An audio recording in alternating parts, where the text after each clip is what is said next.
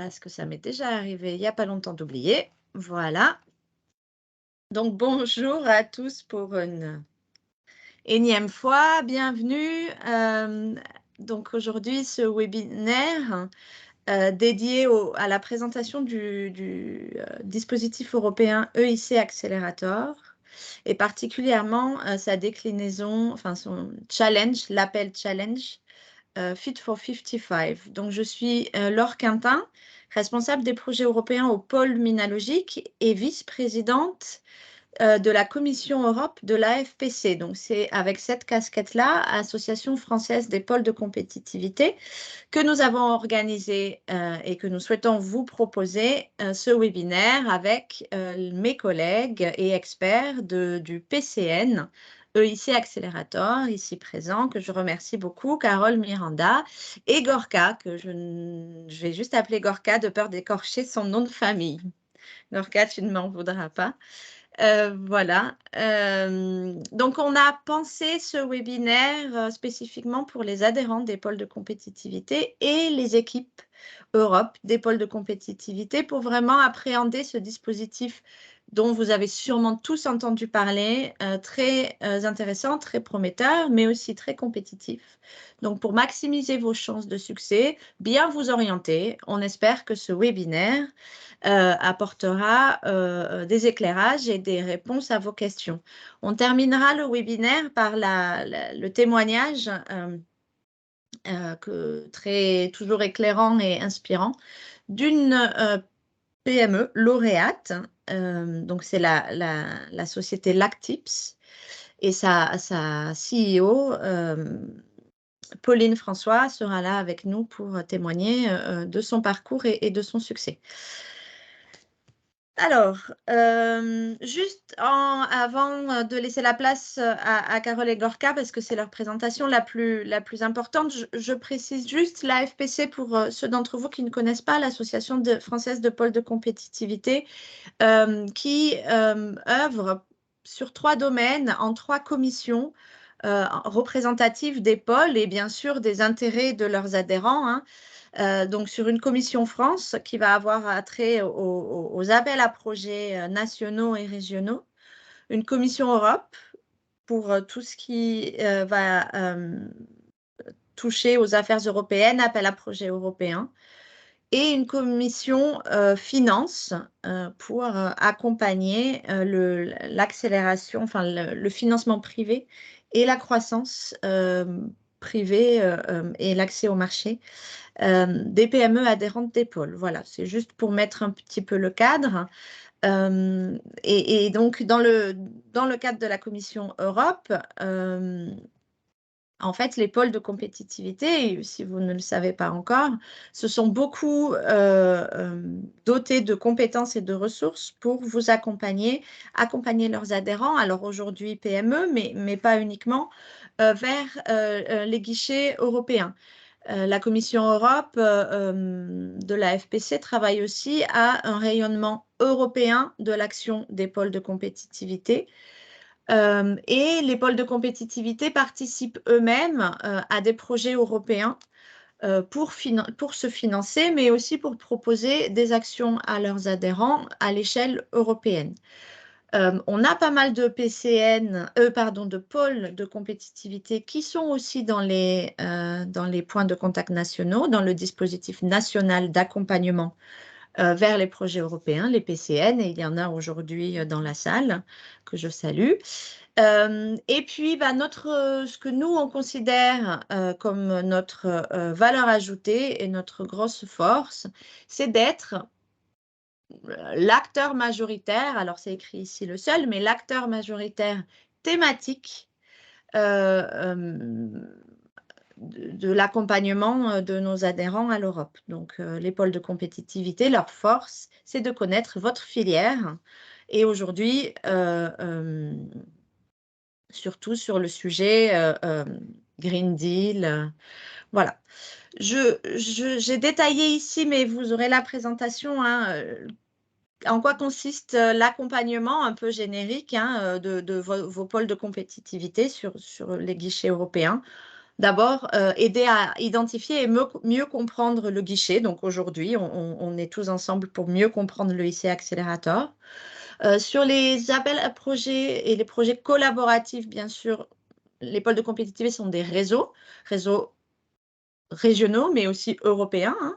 Donc, on vous met en relation avec des partenaires. Ensuite, on peut vous aider à la structuration du projet, la formalisation du dossier. Sur la base du label que vous connaissez peut-être, les labels nationaux, sur la même méthodologie, les pôles de compétitivité effectuent des relectures argumentées et critiques du dossier pour vous permettre de l'améliorer. Vous le verrez là précisément sur l'IIC Accelerator. Il y a une évaluation orale.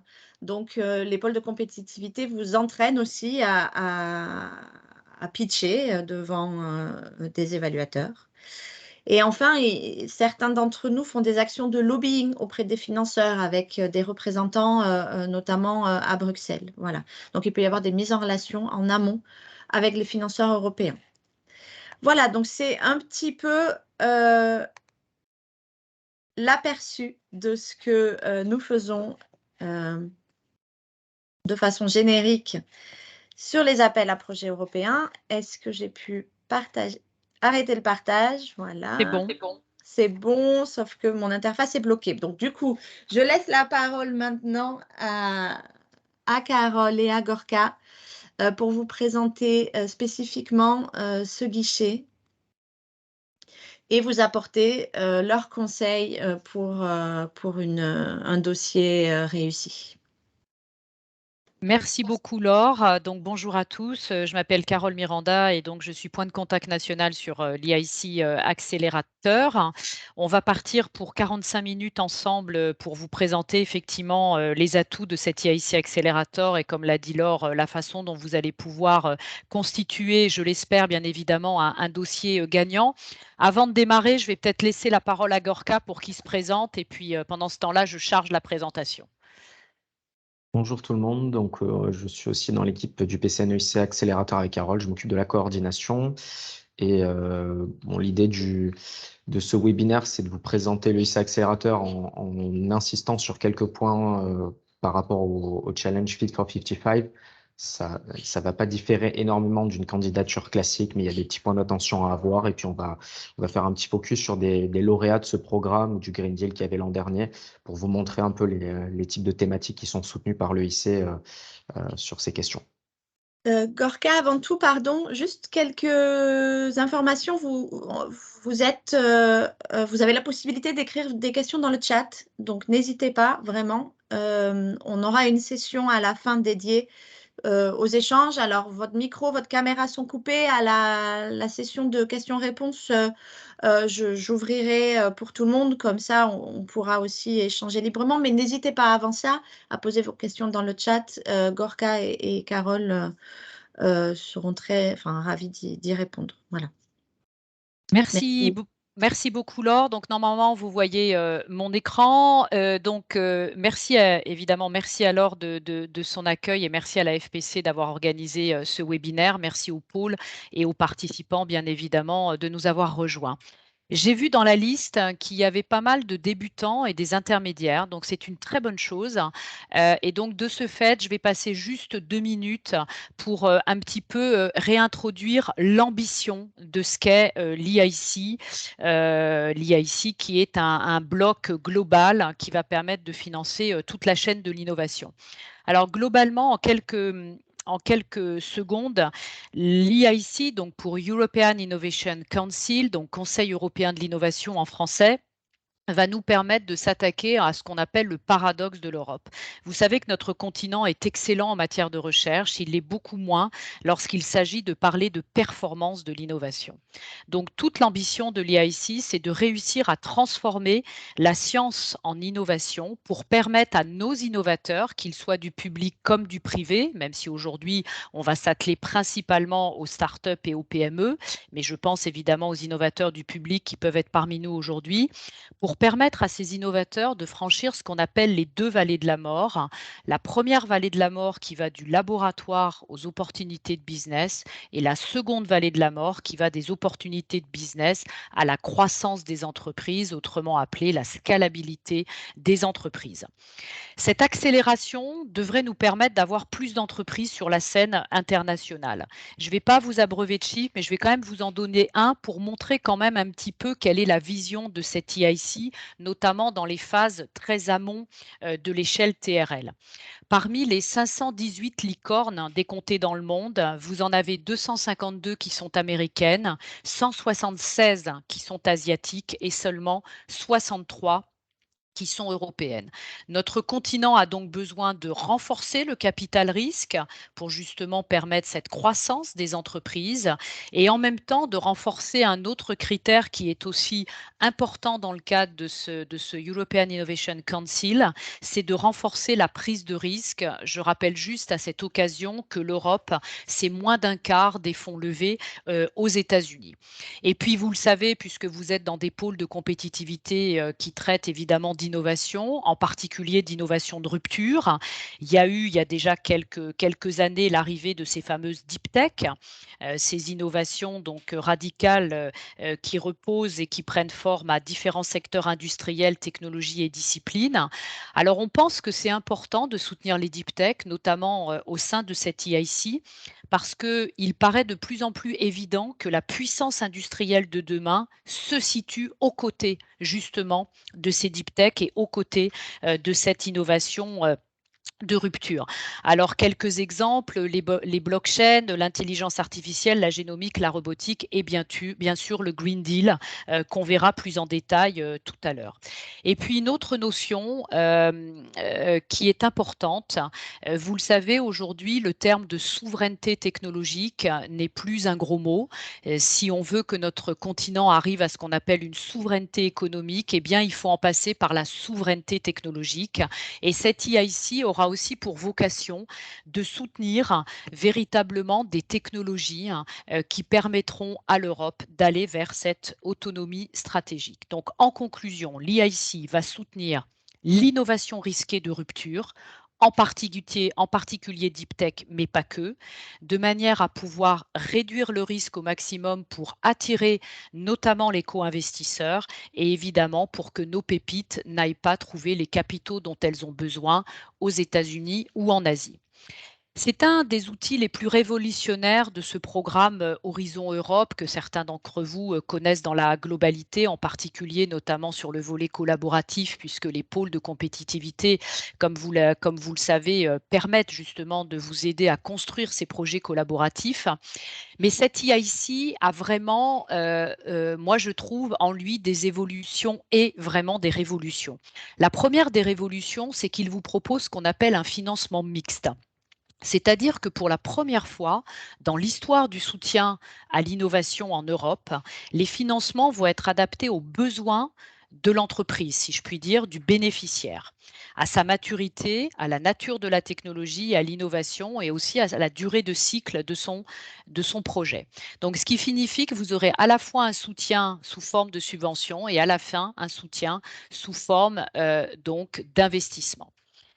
Il y a à la fois ce qu'on appelle une approche open et une approche challenge. Donc, on verra dans le détail le challenge Fit for 55, mais l'approche open vous est également ouverte et c'est assez intéressant parce que ça veut donc dire sans thématique, parce que ça veut dire aussi que l'innovation est le fruit du hasard, c'est ce qu'on appelle la sérendipité dans le milieu de la recherche, et que d'identifier de nouvelles idées, de nouvelles tendances qui n'ont pas été prévues peut être évidemment quelque chose d'intéressant pour l'Europe et pour les innovateurs. Et puis bien sûr l'approche challenge qu'on appelle également top-down, où là très clairement il y a des soutiens clés à des technologies radicales comme celle du Green Deal ou disruptives qui sont en phase d'émergence et qui revêtent, vous l'avez compris, une importance stratégique pour l'Europe. L'engagement sur le genre, ou pour le dire autrement, le soutien à l'entrepreneuriat féminin, fait aussi partie des grandes priorités de cette EIC. Il faut qu'à la fin de l'EIC, donc il y a 3 instruments dans l'EIC, le Pathfinder, la transition et l'accélérateur. Aujourd'hui, on va se baser exclusivement sur l'accélérateur, mais en tout cas, il faut que dans l'ensemble du portefeuille EIC, il y ait au moins 35% des lauréats qui soient des femmes. Donc ça, c'est un engagement très fort. Et puis, si je me concentre exclusivement sur l'EIC Accelerator, il faut qu'il y ait au moins 40% de femmes CIO ou position équivalente, donc CFO, CSO par exemple, qui puissent être allées et être sélectionnées pour venir pitcher à Bruxelles, c'est-à-dire qu'elles soient éligibles pour les auditions. Il y a également la mise en place de ce qu'on appelle des passerelles. Donc, il y a 2 types de passerelles, la passerelle Fast Track et la passerelle Plugin. Que nous disent ces passerelles? Ces passerelles nous disent que si vous avez, pour la passerelle Fast Track, déjà été financé dans le cadre d'un projet européen qui serait issu du Pathfinder, de la transition, on appelle également les Proof of Concept ERC ou les KIPC, vous avez la possibilité de ne pas passer par l'étape 1 de la sélection qu'on appelle la short proposal et rentrer directement dans la seconde étape de sélection qu'on appelle la full proposal. Gorka y reviendra tout à l'heure.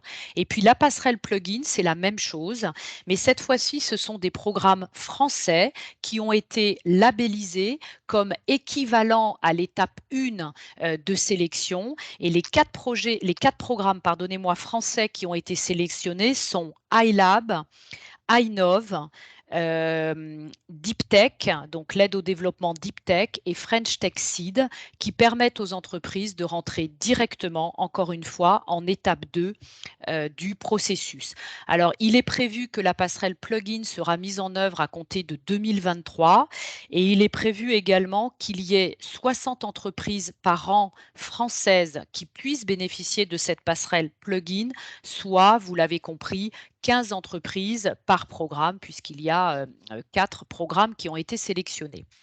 Des révolutions aussi pour moi dans ce qu'on appelle le programme d'évaluation, la façon de valuer les projets. Vous le savez, jusqu'à présent, il y avait beaucoup de notes qui étaient distribuées pour notamment ceux qui ont un profil intermédiaire, des 13 sur 15, des 14 sur 15. Ce système-là, qui valait dans l'opération pilote de l'EIC Accelerator et également dans ce que l'on appelait l'instrument PME, n'a plus cours aujourd'hui. Aujourd'hui, on est passé à un processus d'évaluation avec des go et des no-go pour plusieurs raisons, mais l'une des raisons principales, c'est que toute la littérature de l'innovation dit cette chose, que la mathématisation du risque, ça n'existe pas, c'est-à-dire qu'on ne note bien que ce que l'on connaît. Et donc, comme vous l'avez compris, qu'il s'agit aussi de faire des paris sur les pépites de demain ou les licornes de demain pour donner une direction très approfondie, à ce moment-là, on est plus dans un mode de fonctionnement investisseur avec des go, des no-go. J'y crois pas. Misez aussi sur ceux qui ont une chance de réussir.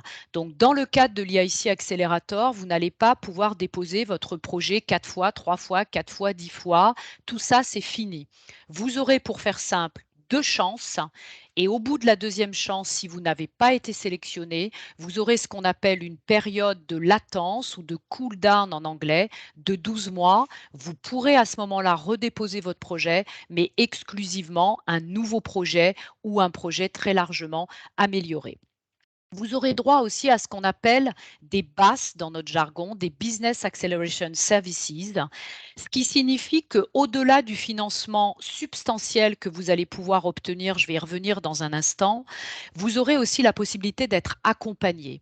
Vous aurez du mentorat, vous aurez du business coaching, vous serez mis en relation avec des grands groupes industriels, notamment au travers de ce que l'on appelle les EIC Corporate Days.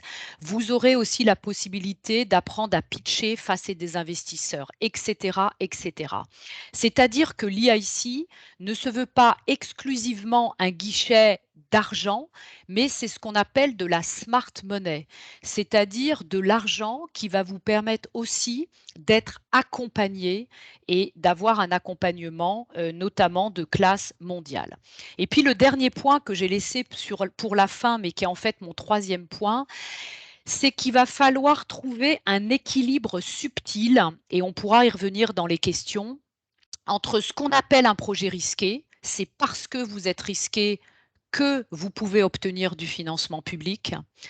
L'attractivité, on le voit bien dans les projets, c'est vrai que d'avoir un co-investisseur permet d'ores et déjà de montrer qu'il y a une certaine forme d'appétence du marché pour votre projet et que si cet investisseur ne peut pas mettre la totalité du financement, eh bien évidemment la puissance publique peut le mettre. Et puis bien sûr un très fort potentiel de croissance à l'international. L'EIC Accelerator est un instrument de scale-up, c'est un instrument de changement d'échelle, c'est un instrument de scalabilité, ce qui signifie que c'est high risk, high potential, et ce qui signifie aussi que la croissance, vous n'allez pas passer de 4 salariés à 8, vous allez passer de 4 salariés à 40 salariés en 2 ans. C'est ça la croissance et c'est ça qu'il faudra évidemment montrer dans votre projet. Alors, plus en détail, c'est un instrument qui est exclusivement ouvert aux mono-bénéficiaires, donc exclusivement des startups, des PME, des spin-offs et aussi ce qu'on appelle les mid-caps, c'est-à-dire des entreprises de moins de 500 salariés. Vous l'avez compris, ça finance des innovations de rupture créatrices de nouveaux marchés ou des innovations de rupture qui vont bousculer les marchés existants, qui vont très clairement du TRL 5 au TRL 9, c'est-à-dire jusqu'au stade où elles pourront se déployer sur le marché. Les financements donc sont très attractifs puisque la subvention peut aller jusqu'à 2,5 millions d'euros et vous pouvez obtenir un ticket d'investissement qui peut aller jusqu'à 15 millions d'euros, la moyenne étant plutôt aux alentours de 5 millions d'euros. Le budget pour l'année 2022, vous voyez qu'il est très conséquent, 1 milliard d'euros au total, avec 630 millions pour les appels open et 536 millions d'euros pour les appels challenge. Voilà. Alors, les 4 options de financement. Vous pouvez donc avoir ce qu'on appelle l'option de financement par défaut qu'on appelle le blended finance, c'est-à-dire un couplage entre de la subvention qui s'arrêtera forcément jusqu'à TRL 8. En effet, au-delà, ça ne rentre pas dans ce qu'on appelle l'encadrement communautaire des aides d'État et surtout, les activités au-delà du TRL 8 sont trop proches du marché pour pouvoir être financées. Donc, la subvention pourra durer jusqu'à 2 ans. Vous serez financé à hauteur de 70% des coûts totaux éligibles du projet. Et puis, donc, le fameux volet investissement qui pourra aller de 500 000 à 15 millions d'euros et qui pourra financer absolument tous les niveaux de TRL. Donc, j'insiste là-dessus. Vous pouvez très bien, avec de l'investissement, financer des activités d'innovation, financer une ligne pilote, financer du prototypage, financer du test, financer des essais cliniques, financer de la planification, absolument tout ce que vous voulez. Vous n'êtes pas obligé, avec le volet investissement, de financer impérativement la commercialisation ou les prémices de la commercialisation. Ce volet investissement sera mis sous forme d'equity, donc de capital ou de quasi-equity, c'est-à-dire d'obligations convertibles.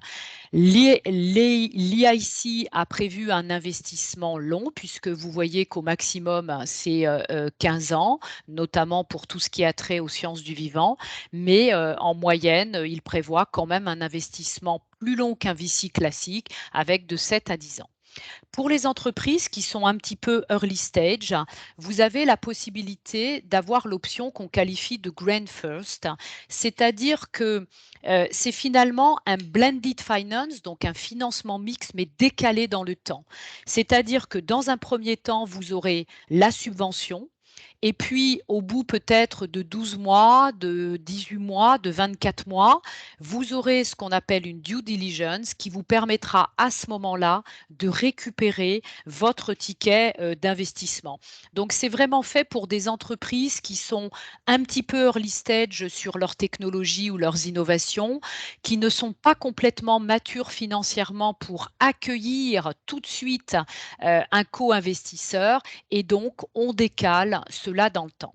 L'option Grant Only, l'idée, c'est que vous n'avez qu'une subvention parce que vous savez comment vous allez d'ores et déjà financer votre déploiement sur le marché, soit parce que vous avez déjà sécurisé un co-investisseur qui pourrait donc faire ce développement, soit parce que vous avez un VC, un corporate qui est à venir.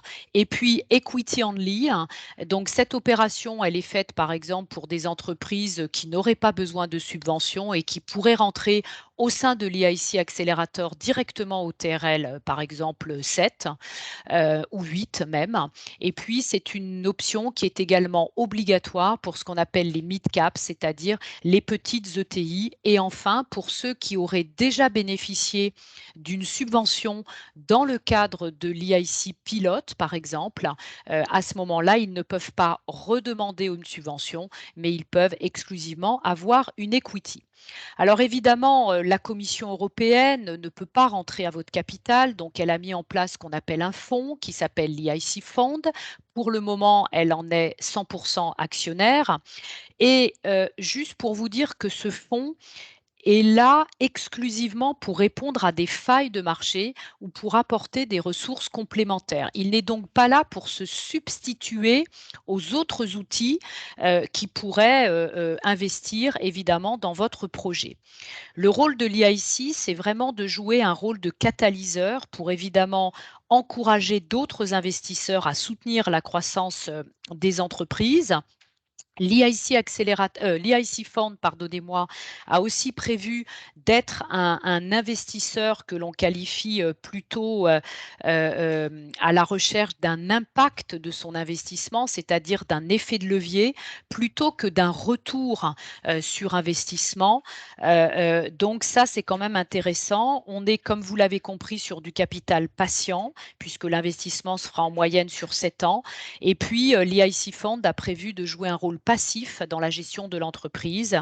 Et puis, il y aura un maximum de 25% des droits de vote pour évidemment ne pas avoir trop de parts et maintenir bien sûr la motivation des fondateurs. Et puis enfin, cet EIC Fund a prévu dans des cas très exceptionnels, notamment en cas de souveraineté technologique, de monter au-delà des 15 millions d'euros.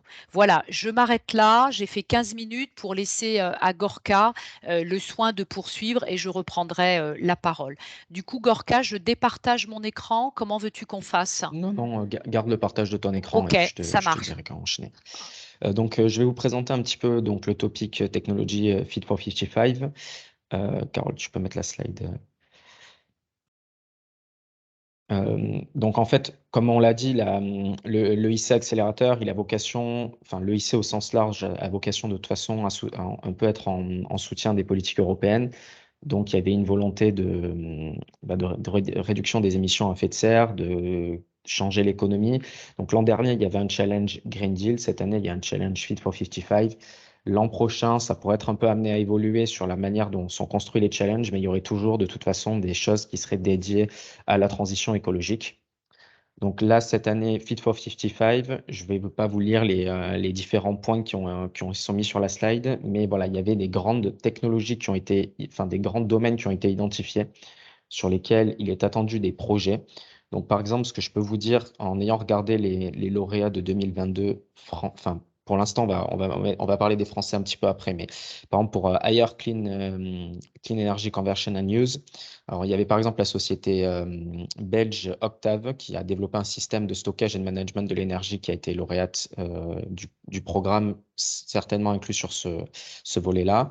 Il y a la société Twice Technology en Allemagne qui avait fait un digital twin pour les batteries et les plutôt batteries de seconde vie. Seaborg Technology au Danemark qui a fait un réacteur nucléaire au sel fondu. Sur le Zero Emission Mobility Solutions, donc nous avions deux sociétés, une société danoise qui a développé un biofuel pour le transport maritime, qui s'appelle la société Kvasir Technologies. Ensuite, il y avait la société Hyperblans Polka en Pologne qui a développé un système de mobilité sans friction. Dans les technologies pour la réduction des émissions de CO2 dans l'industrie, une société finlandaise qui a développé un système de captage du CO2. Il y avait la société allemande Nuventura qui a développé une technologie visant à remplacer les gaz SF6 qui sont extrêmement polluants par un autre système beaucoup moins polluant. Dans les technologies d'efficacité énergétique du bâtiment. Donc, on avait un système de pompe à chaleur qui a été développé par la société Envola en Allemagne. Et ensuite, deux autres projets je ne saurais pas exactement dans quelle thématique ils s'inscrivent du Fit for 55, mais ça vous montre qu'il y a des choses qui sont parfois un peu hors clou. Il y avait la société Multus Biotechnology du Royaume-Uni qui a développé de la viande produite en laboratoire, et la société Regeneration en Belgique qui a développé un système de recyclage des vêtements multimatériaux. Donc, ça vous montre un peu la typologie de projet, et c'est des choses parfois qui ne s'inscrivent pas pleinement dans les grands points qui ont été mis, mais il n'empêche que ça peut être couvert par le Fit for 55. Carole, slide suivante. Donc, pour les lauréats français, là encore, je ne vais pas forcément vous parler de tous, mais vous aurez de toute façon ces slides qui vous seront transmis. Ça vous permet de voir quelles entreprises potentiellement que vous connaissez ont été soutenues par le ICA Accélérateur et le type de projet qu'ils ont eu avec le montant d'aide. J'ai également indiqué les pôles de compétitivité qui étaient associés à eux. Et j'ai encadré la société Lactip, puisque ce seront eux qui viendront témoigner durant la dernière partie du webinaire. Ils nous donneront leur ressenti, leur expérience sur leur candidature au ICA Accélérateur et ensuite on va dire la suite de leur candidature. Donc, on a voilà, 4 lauréats qui étaient en 2021 sur cette page, donc dans le volet Green Deal. Carole, slide suivante. Et ensuite, donc là, on a le premier lauréat Synovance qui était un lauréat Green Deal et les 3 suivants, Dracula Technologies, Clearia et Sakowin, qui sont des lauréats du Fit for 55. Et pour l'instant, on ne peut pas vous transmettre des informations sur le cut-off du mois de juin, puisqu'on n'a pas encore, il n'est pas terminé, on ne sait pas qui sera lauréat, mais il est certain qu'il y aura des entreprises françaises qui s'inscriront dans le Fit for 55. Donc ça, à discuter avec les pôles de compétitivité associés, on leur transmettra l'information, ils pourront vous dire quel type d'entreprise a bénéficié de cette aide. Carole, slide suivante. Donc maintenant, on va rentrer dans le détail du processus de candidature de l'EICA Accélérateur. Comme on vous a dit, c'est un process qui se fait en plusieurs étapes, à la différence de d'autres dossiers européens où on fait un gros dossier qu'on dépose et puis il y a une évaluation et c'est fini. Là, il y a une série d'étapes à passer qui vous permettront ou non d'être lauréat de l'EICA Accélérateur. Donc, slide suivante. Donc, on pourrait dire qu'il y a 4 grandes étapes sur la candidature. On pourrait même parler d'une dernière étape sur la partie due diligence. Donc, l'étape 0, le diagnostic, en fait, c'est déjà toute la candidature va se faire sur une plateforme IA jusqu'à l'étape d'audition devant le jury. Donc, c'est un dossier, enfin, c'est une page internet sur laquelle vous allez répondre à des questions. C'est complètement différent de ce que vous avez pu l'habitude d'avoir avec les programmes classiques européens. Donc, l'étape 0, c'est un système qui est continuellement ouvert. Vous avez une dizaine de questions à répondre. Donc, une question, 1000 caractères à répondre. Vous remplissez cette plateforme, vous demandez, vous faites une soumission et c'est une intelligence artificielle qui va évaluer le dossier. Pour répondre à la dizaine de questions, quand vous portez votre propre projet, en quelques heures, 2-3 jours, c'est fait, vous pouvez le faire. Et voilà, continuellement ouvert, il n'y a pas de contraintes. Ensuite, l'étape 1, donc ce qu'on appelle la short proposal. Donc, on est encore sur une plateforme. Là, il n'y a pas d'histoire de cut-off ni rien. Vous montez votre dossier. Il y a une vingtaine de questions continuellement ouvertes. Sous 4 semaines, vous avez vos résultats. Donc là, anticiper, c'est si vous portez le projet par vous, vous faites le dépôt par vous-même quelques jours. Si vous comptez travailler par exemple avec un cabinet ou quoi, le temps qui s'approprie le dossier, il faut prévoir quelques semaines de préparation pour faire un dépôt. Ensuite, l'étape 2, donc c'est la plateforme full. Ça, on va revenir en détail dessus. C'est une plateforme qui est très lourde à monter, avec plusieurs centaines de questions. Mais ça a vocation à avoir un effet structurant. Ça va vous aider vraiment à monter un dossier de qualité et en fait à vous aider à réfléchir en termes de stratégie pour votre entreprise.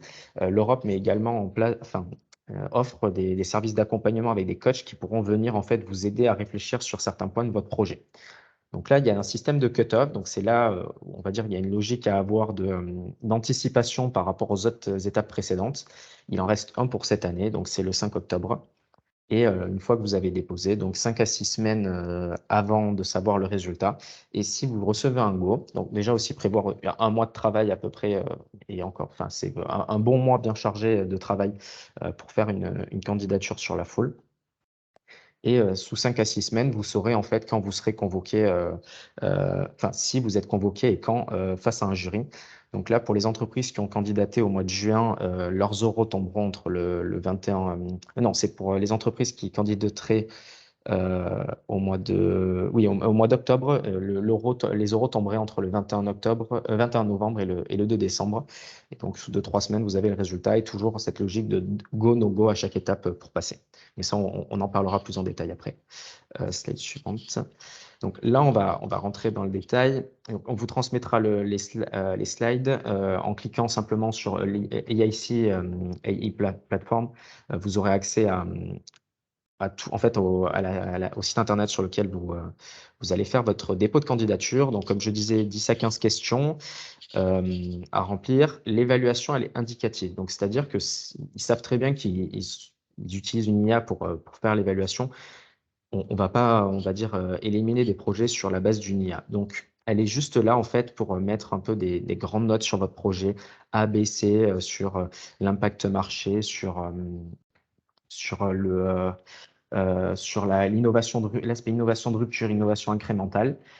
Une fois que tout ça c'est fait, vous pourrez en fait passer à l'étape suivante de short application. Et même si l'IA vous dit que vous n'êtes pas fait pour le IC Accelerator, vous pouvez dire moi j'estime être fait pour le IC Accelerator et j'y vais. Et vous vous retrouverez, vous aurez une page à remplir sur les informations générales de votre entreprise et il y aura le fameux pic à mettre. Donc, c'est quelque chose dont les personnes qui déposent des dossiers européens sont familiers. Pour les autres, j'ai mis un lien vers un webinaire qui a été fait par nos collègues du PCN juridique et financier qui vous explique comment créer cela et ensuite vous renseigner sur la plateforme et vous pouvez continuer votre processus de candidature. Slide suivante. Donc la short application, donc là, on a un peu plus de questions, 20-25. On retrouve les critères classiques d'évaluation des programmes européens, excellence, impact et équipe. Enfin, équipe, il y a le niveau de risque, il y a d'autres choses, on en parlera après, on rentrera vraiment dans le détail des critères d'évaluation en fin de webinaire. Un pitch deck de 10 slides. Donc, j'ai mis pitch entre guillemets parce que c'est plus un read deck. Les personnes vont le lire. C'est pas le pitch deck final que vous allez utiliser devant vos investisseurs. Donc, c'est plus un support de compréhension pour les évaluateurs. Et une vidéo de 3 minutes où vous allez présenter le projet, l'équipe. C'est un peu un teaser pour donner envie. Et les jurys nous disaient que c'est l'une des premières choses qu'ils regardent. En fait, ça leur permet de se projeter dans la suite. Donc là, sur cette short application, donc 4 évaluateurs vont rentrer en scène. Donc là, on est vraiment sur des évaluateurs humains. Et il faut qu'il y en ait au moins 2 d'entre eux qui vous donnent un go pour passer en étape suivante. Donc là, les taux de passage sont quand même relativement hauts. Dans les entreprises françaises, il y a à peu près 85% qui passent cette étape. C'est pas trop difficile. Et vous avez l'un des avantages de cette évaluation, c'est 4 évaluateurs qui vous font leur retour en fait sur votre projet. Donc ça permet de voir certaines faiblesses qui peuvent exister dans le projet et les ajuster. Donc l'étape 2, donc ce que je vous disais, la full application, donc c'est le gros morceau de l'EISA Accelerator. Donc c'est au minimum une centaine de questions. C'est interactif dans le sens où en fonction des réponses que vous allez mettre à certaines questions, en fait, ça va induire d'autres questions. Donc ça fait quelque chose d'assez lourd. En fait, ça ressemble, il faut se dire, ça ressemble aussi à un patchwork d'outils de réflexion à l'innovation. Vous allez avoir une étude de la concurrence à faire, vous allez avoir une analyse de opportunités, menaces, vos forces, vos faiblesses. Donc c'est quelque chose de très complet qui se veut voilà, structurant. J'ai déjà discuté avec plusieurs entreprises qui ont tenté leur chance à l'EIC Accelerator, mais qui n'ont pas été lauréates, mais qui sont sorties de cet exercice en disant, en fait, on vient de gagner 6 mois, 1 an de réflexion stratégique, parce que le fait d'être obligé de mettre tout ça par écrit, c'est pas comme un dossier classique européen où vous pouvez raconter un peu ce que vous voulez. Là, il y a une question, 1000 caractères, donc vous devez enchaîner. Donc là, on retrouve aussi le pitch deck qui sera le pitch deck à utiliser pour l'oral. On attend de vous que vous mettiez des lettres d'intérêt, donc ça va être investisseur, client, partenaire, donc pour montrer qu'il y a autour de vous un intérêt pour votre projet, que vous avez sécurisé un certain nombre de choses et que, par exemple, vous venez pas chercher le ICA Accélérateur alors que vous n'avez pas discuté avec des investisseurs. Et ensuite, donc, d'autres documents annexes, Financial Information, FTO, Data Management Plan. Là, par contre, l'évaluation est nettement plus dure. Donc, 3 évaluateurs, 3 critères, il faut du 9 sur 9. Donc, il n'y a plus le droit à l'erreur. Et c'est là qu'en fait, le tri se fait. C'est voilà, l'étape vraiment difficile à passer en termes de partie de dossier écrit. Et je vous ai mis un lien vers un webinaire que le PCN a fait pour vous présenter cette étape de la candidature. Slide suivante. Donc là, l'interview, donc on retrouve le pitch deck que vous aviez mis à la full. Vous n'avez pas le droit de le changer. Vous allez pitcher avec ça 10 minutes de présentation. Et après, vous prenez 35 minutes de questions. C'est vraiment, quand j'ai mis feu roulant, ça mérite bien son nom. J'ai vu une entreprise, 35 minutes de questions, ils ont eu plus de 50 questions. C'était voilà, sans cesse, on pose des questions sur tout. Donc, il faut se préparer à ça. C'est vraiment un pitch devant des investisseurs qu'il va falloir convaincre de soutenir l'entreprise. Là, l'évaluation, donc ça se fait plutôt, on est plus sur une logique de, ça va être oui, go ou no go, on y croit ou on n'y croit pas, mais il va y avoir des discussions avec entre personnes du jury. J'ai pas pu assister à des délibérations d'entreprises qui ont reçu des go pour voir un peu comment pouvait se jouer cette étape-là, mais voilà, de ce qu'on sait, c'est qu'il y a des discussions entre les jurés pour voir ce qu'ils vont décider. Et là, le financement peut être discuté. Ce que vous avez demandé en full peut être remis en question par le jury, et donc vous avez pu demander du blended, vous obtiendrez peut-être du grand first parce qu'ils estiment que votre projet est trop risqué. Il y a encore un lien pour retrouver des informations utiles sur cette étape de la candidature. Étape suivante. Donc, les résultats. Donc, pour vous un peu récapituler ce qui peut se passer. Bon, oral, vous recevez un go, c'est très bien. Vous avez donc, vous rentrez dans une phase de négociation avec le IC. C'est ce que j'ai appelé une petite étape supplémentaire puisqu'il va y avoir une due diligence. Donc, il va y avoir de la négociation sur comment on va s'articuler l'aide que va apporter l'Europe. Aussi, je le mets en avant, on a beaucoup de lauréats qui l'ont été après plusieurs tentatives. Il y en a assez peu qui sont dès le premier coup lauréats de l'ICA Accélérateur. Donc, il ne faut pas se décourager, c'est facile à dire, mais on voit qu'il y en a de nombreux qui s'y mettent à plusieurs reprises avant de l'obtenir. Et aussi l'accompagnement dont parlait Carole. Si vous êtes lauréat de l'ICA Accélérateur, vous avez accès au Business Acceleration Service, donc qui ont vocation à vous accompagner dans la suite de votre développement pour trouver d'autres investisseurs, des clients, des fournisseurs, etc. Oral, si vous prenez un no-go, donc vous allez certainement avoir un Seal of Excellence. Donc, ça a vocation à pouvoir vous attirer des financements extérieurs. Ça n'a pas trop marché forcément sur les éditions précédentes, en tout cas la version pilote. Donc, il y a un consortium un appel à projet qui a été lancé pour accompagner ces lauréats. Et il y a donc EN2EIC qui l'a remporté. Donc, il y a le réseau des EN dedans. Côté français, il y a aussi BPI et qui aura vocation à accompagner les SOE pour trouver des financements en fait alternatifs à l'EIC Accélérateur en attendant par exemple retenter sa chance ou parce qu'au final ils ne seront pas lauréats. Mais voilà, il y a cette idée-là. Et vous avez, si vous recevez un no-go, il y a 2 possibilités. Convocation à la prochaine étape d'oral. Donc c'est plutôt positif, c'est que vous êtes vraiment à 2 doigts de l'avoir. C'est voilà, un feu vert clair. Il faudra juste le concrétiser au prochain oral. Et sinon, on vous invite à redéposer en full. Donc là, c'est repasser. En fait, vous reprenez votre plateforme et vous devrez apporter des modifications sur la base du rendu des évaluations du jury.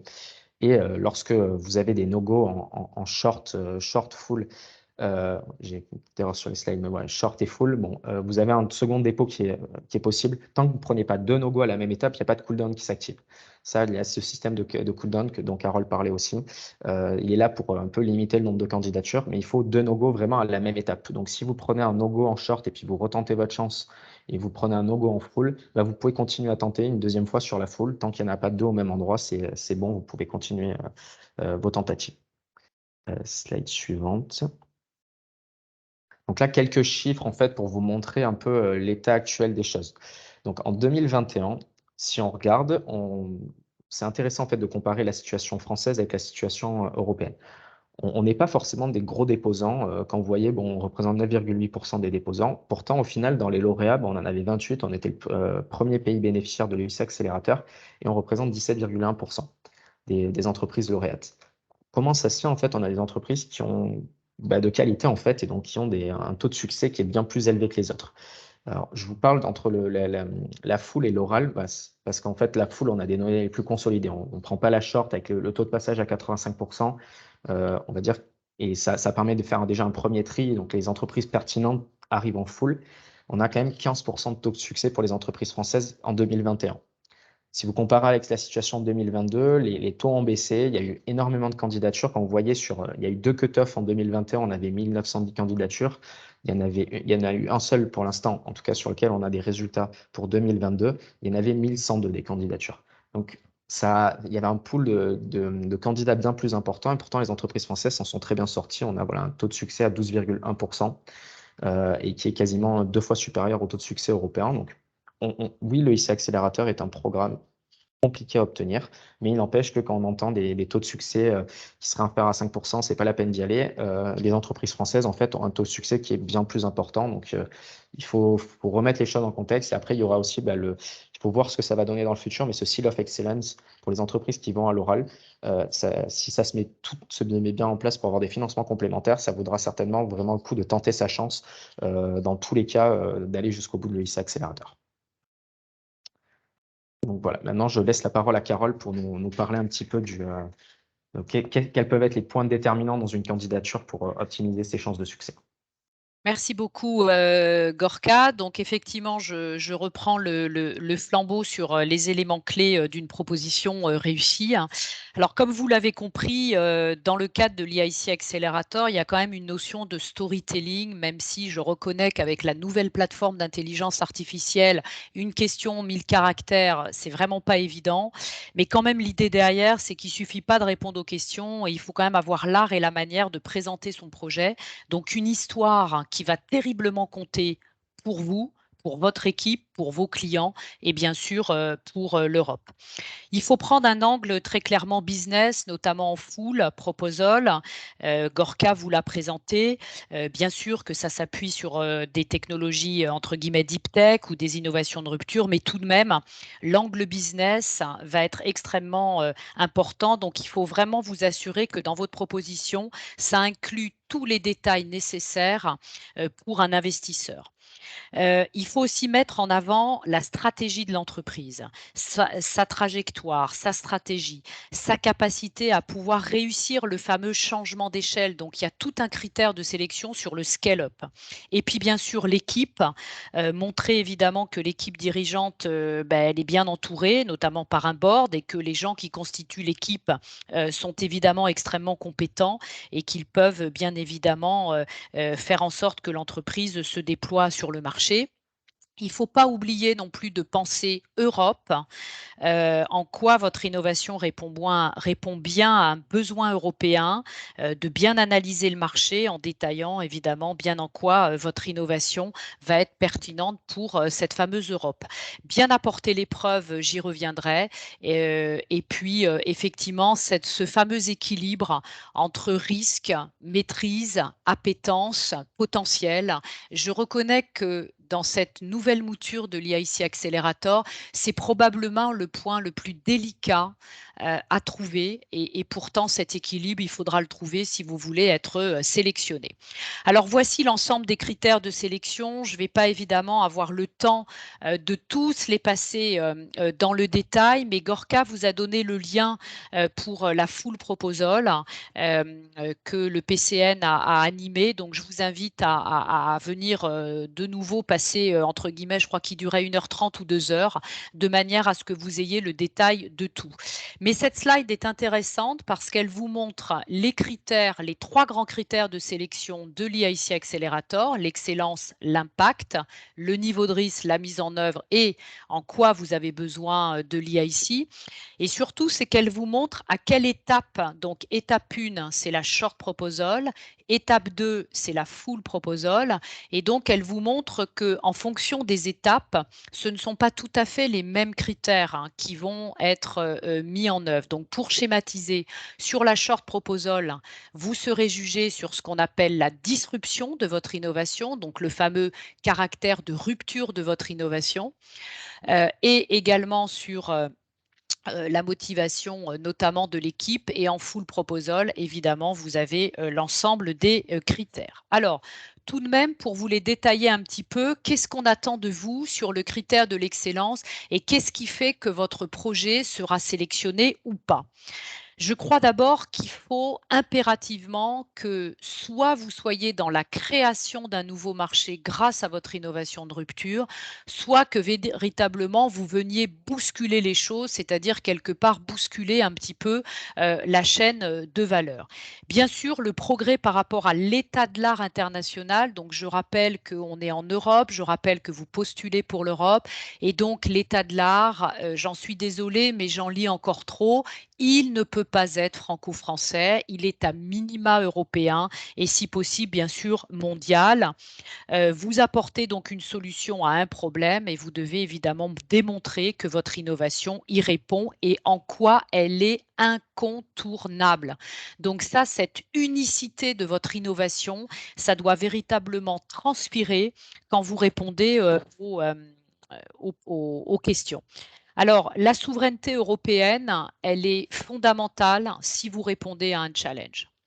C'est-à-dire que ce qu'on va regarder, donc si vous êtes en open, on va dire que c'est moins grave. Si vous êtes vraiment dans le Fit for 55, vous devez impérativement montrer que votre technologie permet quelque part d'atteindre ou en tout cas de contribuer à cette fameuse souveraineté technologique européenne. Et ça, il faut vraiment que vous l'ayez en tête. Le timing est très, très, très important.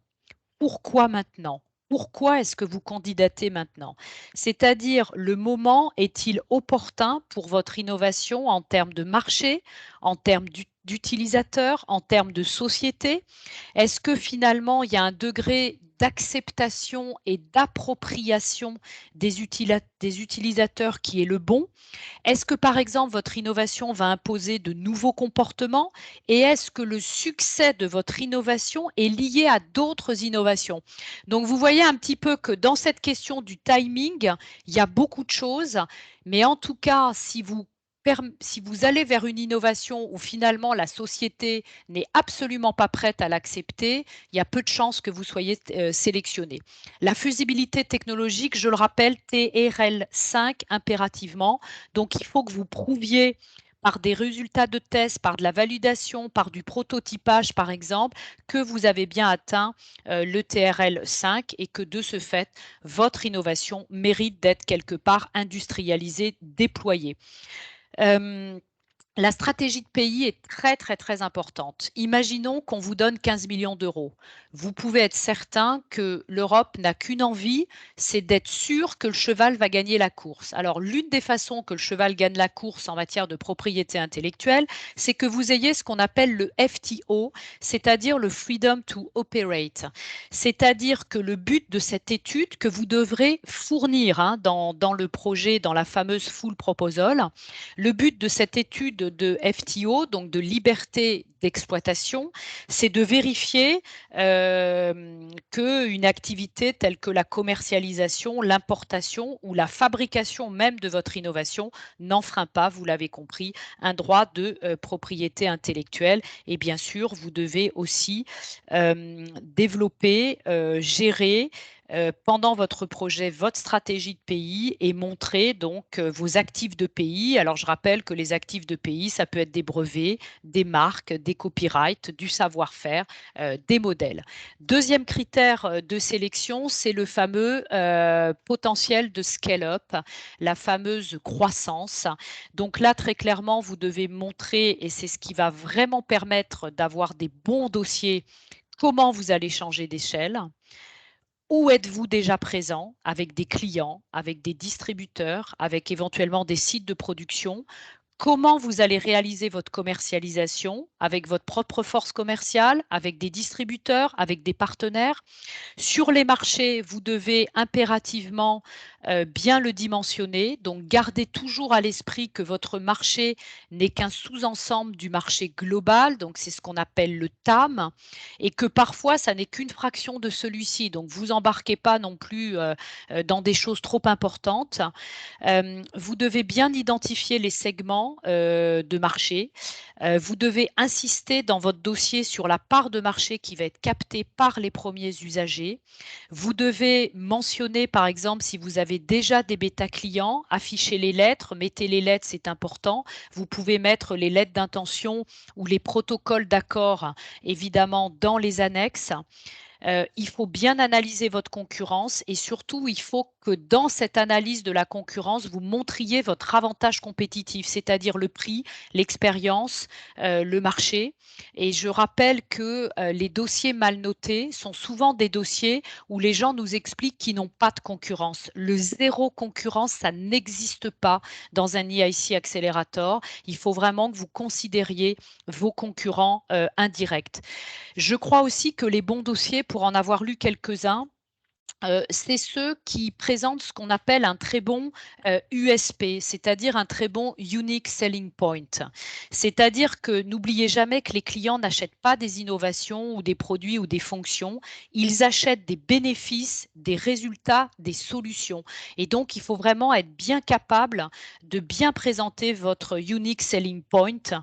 Et ça, c'est important. La stratégie de commercialisation, les délais de mise sur le marché, les réglementations, les normes. Travaillez bien votre modèle de revenu, c'est-à-dire pas exclusivement le business model, mais aussi bien sûr le pricing. Quelles sont les barrières à l'entrée? Ça, il faut le dire dans votre dossier. Comment, si vous allez par exemple utiliser différents canaux de commercialisation, tous les moyens que vous allez mettre en place pour vendre votre innovation, etc., etc.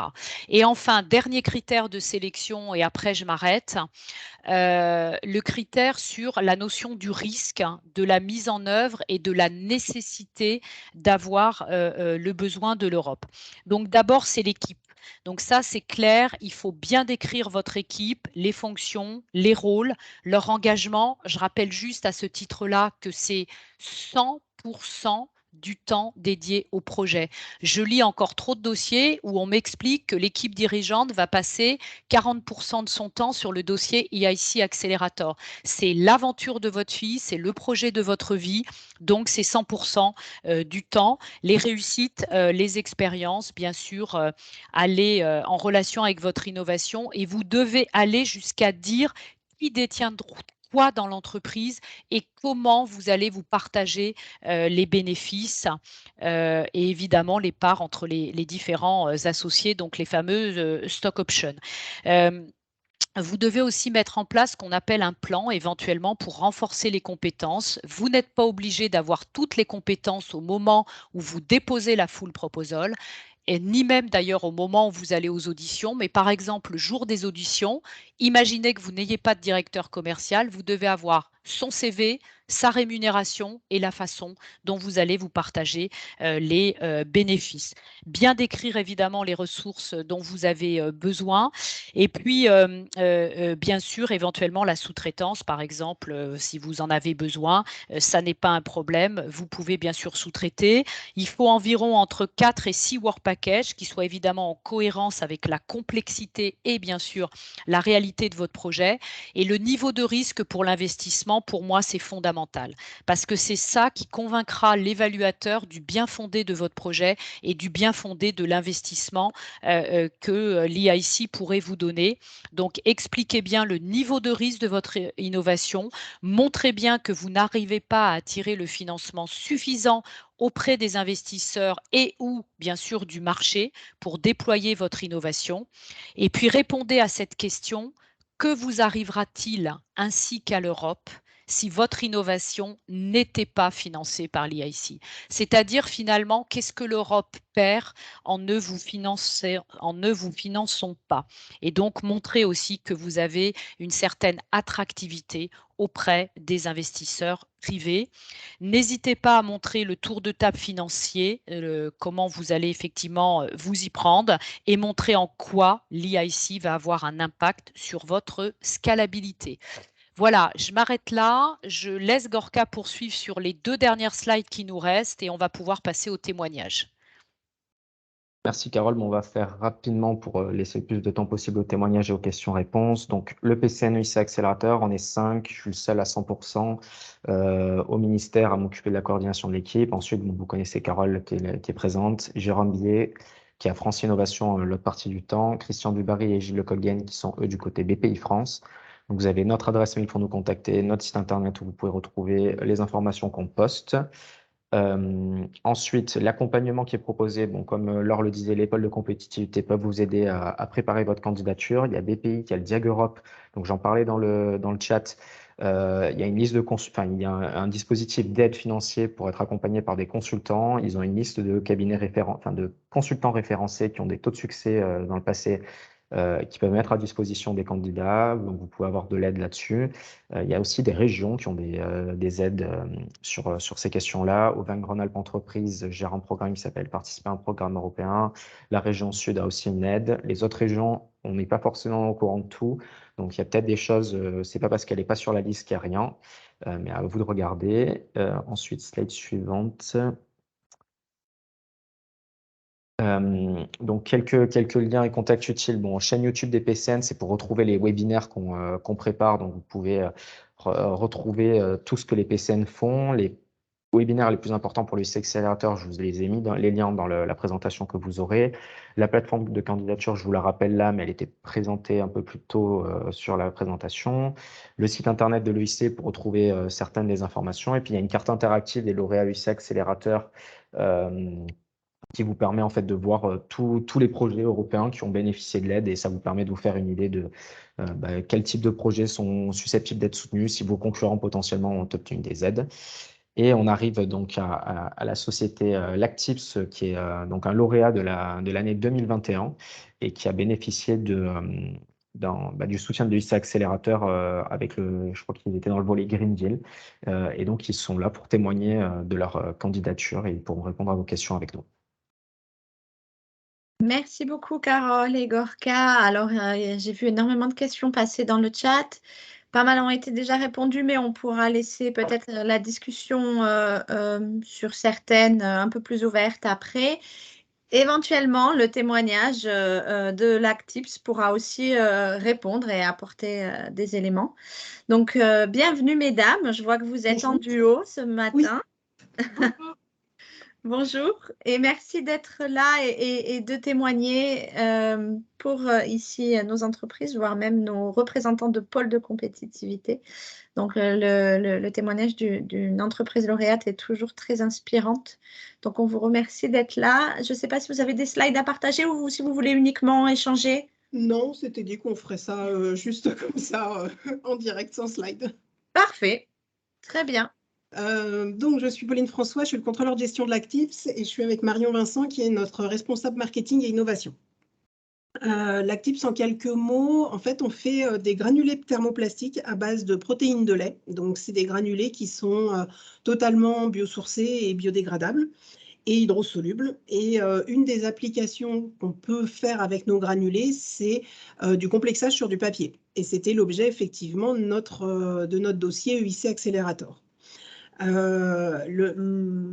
a monté ce dossier parce que avec notre produit complexé avec du papier, on rend les emballages agroalimentaires complètement recyclables. Donc ça s'inscrivait complètement dans la stratégie Green Deal de l'Union européenne. Pour la petite histoire, on avait déjà obtenu un financement européen à l'époque SMA Instruments en 2017.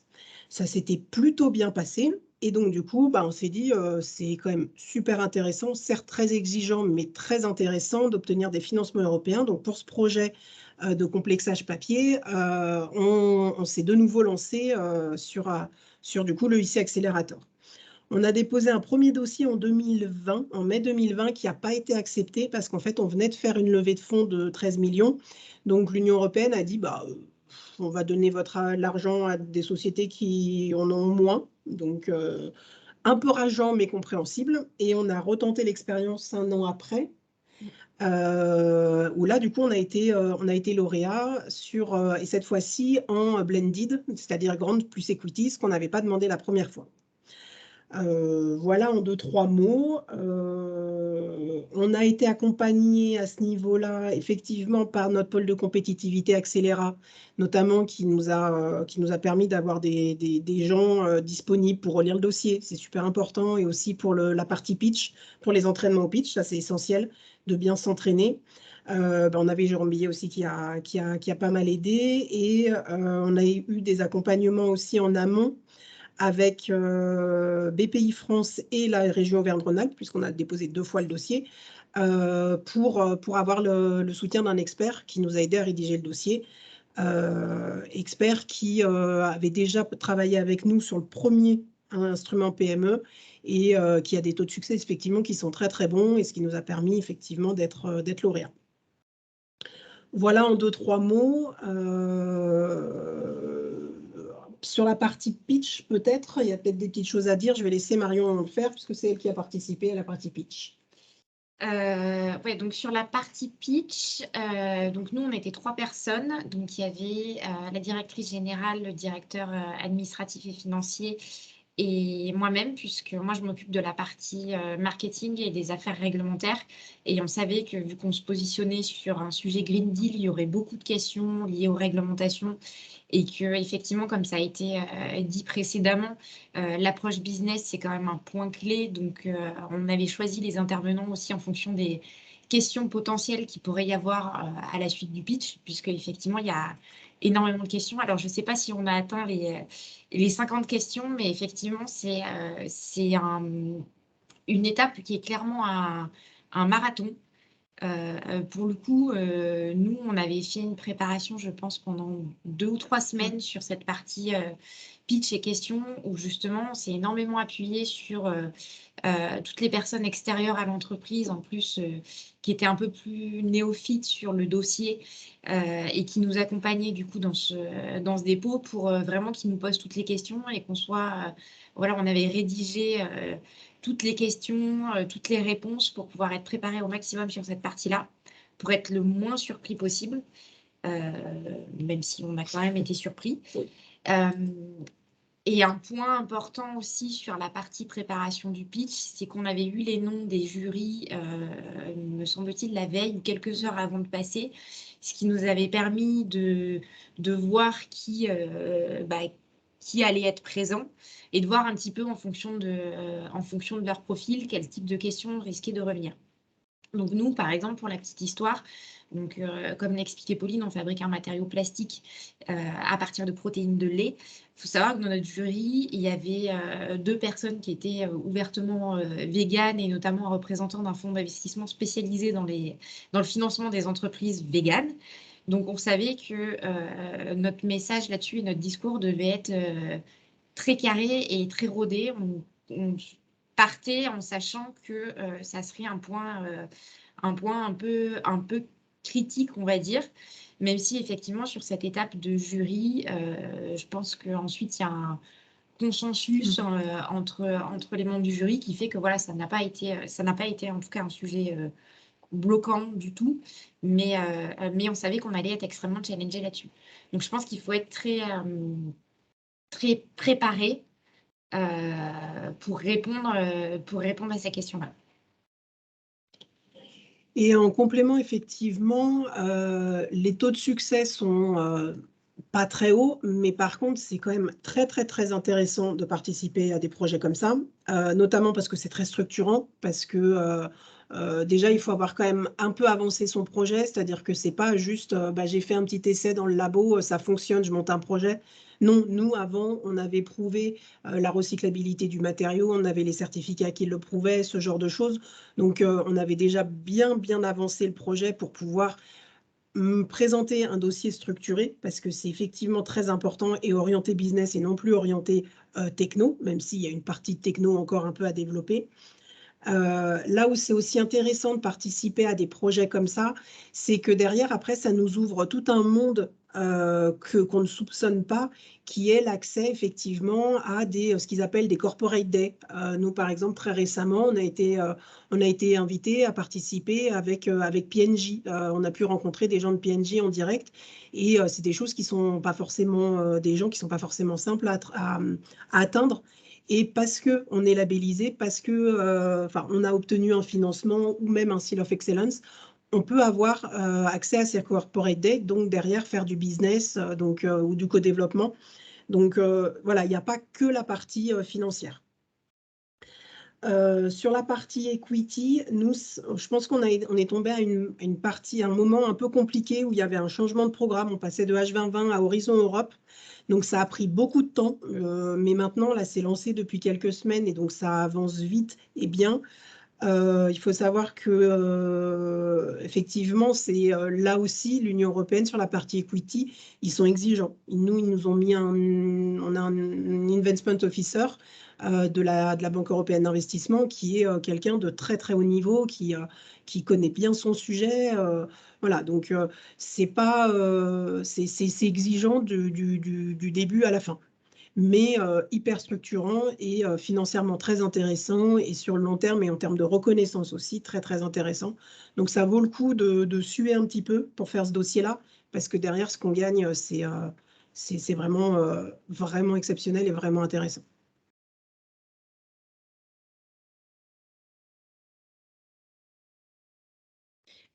Très bien. Moi, j'ai une petite question. Du coup, est-ce que vous aviez gardé un lien plus ou moins avec la Commission européenne entre le premier dossier et celui-ci? Est-ce que justement comme vous dites, les corporate days et tout ça sont des éléments qui permettent de garder des liens ou pas? Ou on peut dire que vraiment c'est très séparé les deux dossiers? Alors, en fait, d'un point de vue, on suppose que d'un point de vue analyse du dossier, c'est pas parce qu'on a déjà eu un financement qu'on ne l'aura pas après. C'est vraiment le projet qui regarde et pas l'entreprise. Par contre, oui, on a continué à avoir des liens avec l'Union européenne parce que justement, comme on était déjà lauréat en 2017, on avait toutes les communications et toutes les invitations auxquelles qu'on décline ou pas, mais voilà, on a eu, en fait, on rentre dans une espèce de cercle où on continue à avoir des informations un peu au fil de l'eau, et où on peut candidater, s'insérer dans ces choses-là. Donc c'est pas limité aux 2 ans du programme, par exemple, ce genre de choses, quoi. D'accord, merci. Je suis certain qu'il y a plein de gens qui ont des questions, donc je vais désactiver tous les micros. Je peux dire que maintenant, on peut partir sur... Hop. Alors, comment ça marche? Réactiver, pardon, et pas désactiver. Oh là là, est-ce que je peux le faire à tout le monde? Je ne peux pas le faire, autoriser le micro à chacun tout seul. Zut, si quelqu'un est expert de Teams et peut m'aider. Si tu veux, on peut t'aider en parallèle. À Je le pense faire, qu'on peut, vous? ouais. Oui, merci, je suis en train.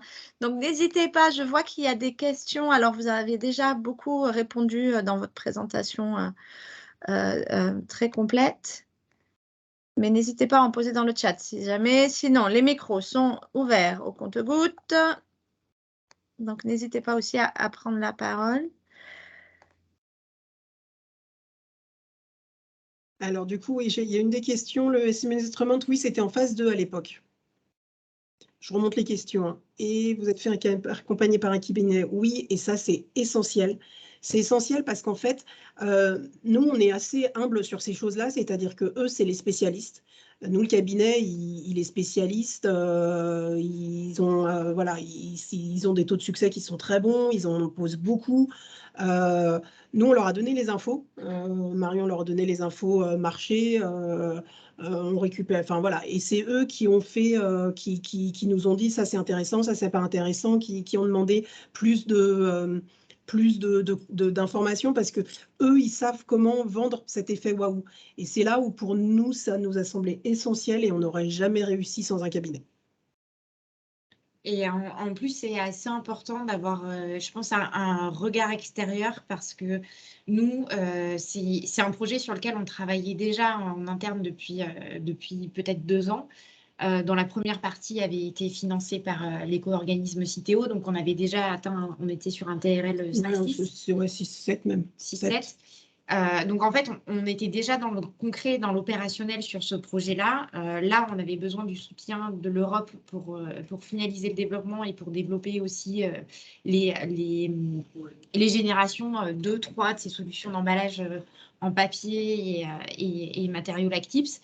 Et en fait, on est tellement dans l'opérationnel que du coup, cette prise de recul de comment est-ce qu'on va le présenter à l'EIC était, je pense, aurait été difficile si on avait été seul à monter le dossier.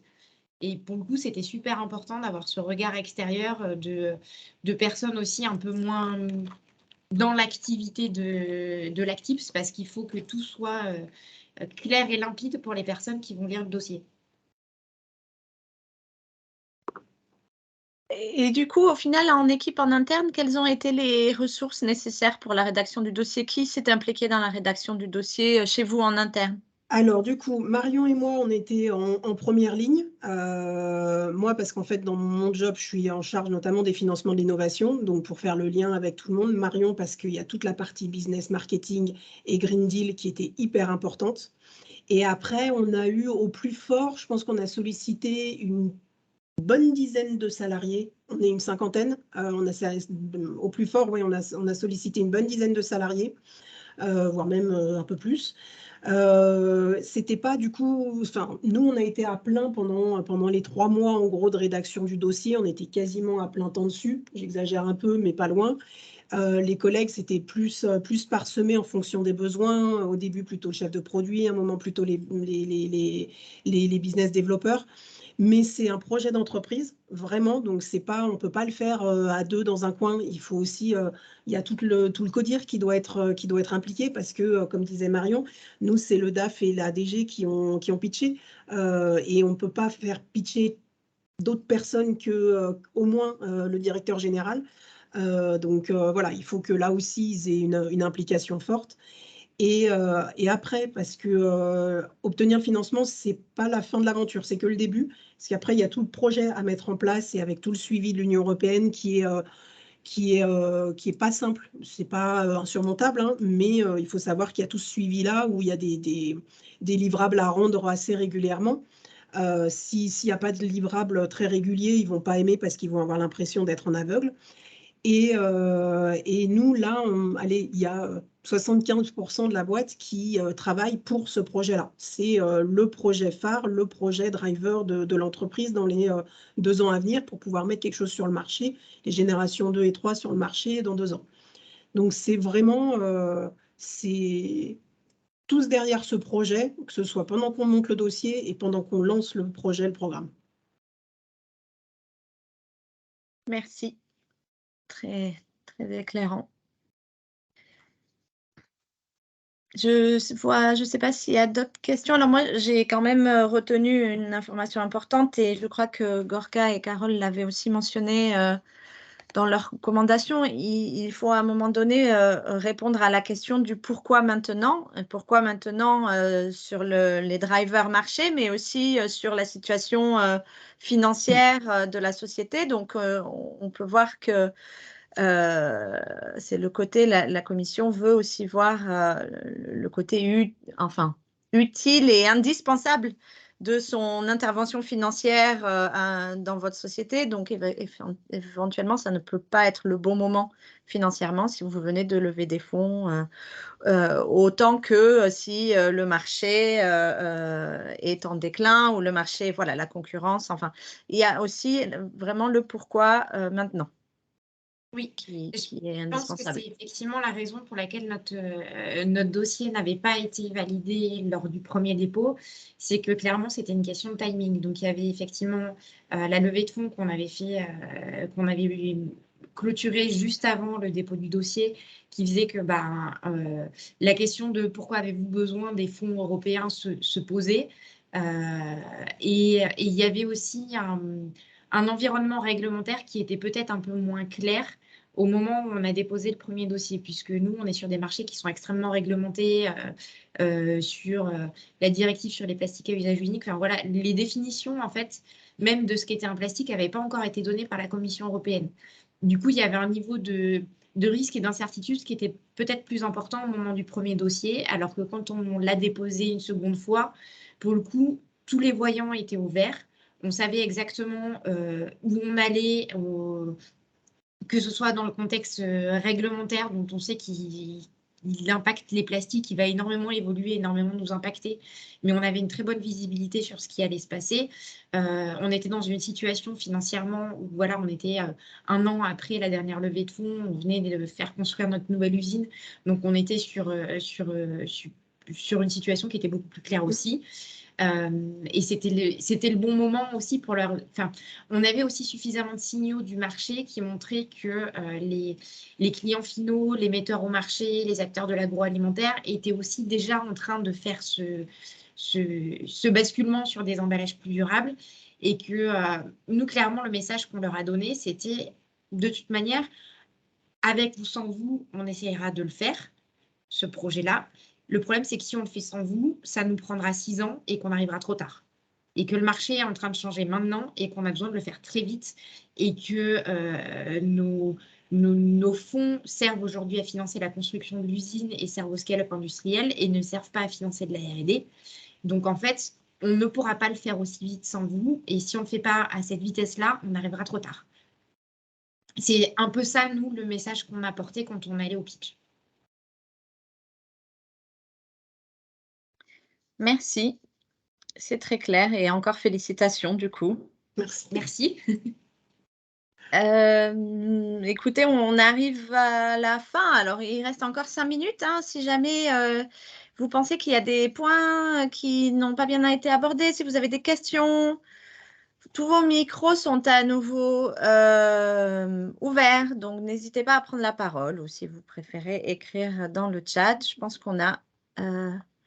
quand même. Il y avait peut-être, Laure, il y avait peut-être Oui. une question parce que j'essaie de voir, en fait, j'arrive pas à voir celle où on a vraiment tout répondu, mais j'ai vu passer une question sur finalement dans quoi investissait l'IIC. C'était pas tout à fait ça la question, mais avec la réponse, on va retrouver la question.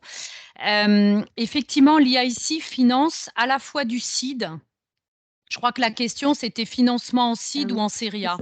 Donc, c'est ça qui est compliqué dans l'IIC, en tout cas pour nous comme pour vous. C'est que l'IIC, ça finance du seed, de la start-up, du scale-up, et ça finance même, enfin, ça ne s'interdit pas d'aller jusqu'à ce que l'on appelle le capital follow-up. Donc, vous comprenez qu'on est sur un large panel, hein, si je puis dire, d'entreprises, puisque parfois, pour certains, ça va être de la série A, pour d'autres, pardonnez-moi, ça va être du seed. Donc, on est en fait, on oscille entre différentes catégories finalement d'entreprises. Et donc, parfois, c'est ça aussi qui est difficile et compliqué pour arriver à bien cibler qui fait partie de cet EIC Accelerator. Et je suis très contente d'entendre l'Actips, je vais y arriver aujourd'hui, parce qu'on voit bien qu'ils avaient levé des fonds. On leur dit, non mais oubliez quoi, c'est pas pour vous. Ils reviennent, ah ben finalement si c'est pour vous, parce que maintenant on va vous mettre quelque part le complément ou le tour d'après de ce que vous n'avez pas pu obtenir avant. Donc je trouve que ça c'est extrêmement intéressant pour montrer que c'est pas aussi simple que ça et qu'effectivement, comme tu l'as mentionné, Laure, le timing est très important. Voilà. Sinon, je pense que les autres questions, on y a répondu. J'ai vu que Gorka avait fait un travail comme d'habitude formidable à la vitesse de l'éclair. Voilà, à l'affût. Moi, j'étais coupée du monde, donc je voyais plus rien. Voilà. Bon, ben je pense qu'on a répondu à toutes les questions. On a fait. Alors, est-ce qu'on peut vraiment faire le tour du dispositif? Non, hein, vous voyez que ce sont des messages plutôt d'encouragement, pas de découragement. Essayez, mais bien y réfléchir avant pour ne pas perdre trop de temps ou d'argent. Hein. On a vu que c'est énormément d'investissement aussi. Ça peut être de l'argent si on passe par des cabinets de conseil. Donc, n'hésitez pas à vous adresser à des structures de confiance pour vous mettre le pied à l'étrier si c'est une première fois. Le PCN, votre pôle de compétitivité. Vous avez vu que chaque cas est unique et le panel d'opportunités de l'EIC est large. Donc, et les Français réussissent bien, donc ça peut aussi être un message avec lequel on part à la pause déjeuner. Donc, je vous remercie et encore félicitations à l'Actips. Moi, je suis aussi fière, étant représentante de Rhône-Alpine, de voir que notre région est très performante aussi en France. Hein. Au passage, je fais le petit aparté. Et donc, voilà, j'espère que vous avez trouvé des bonnes informations, les bons contacts vers qui vous tournez, des messages inspirants.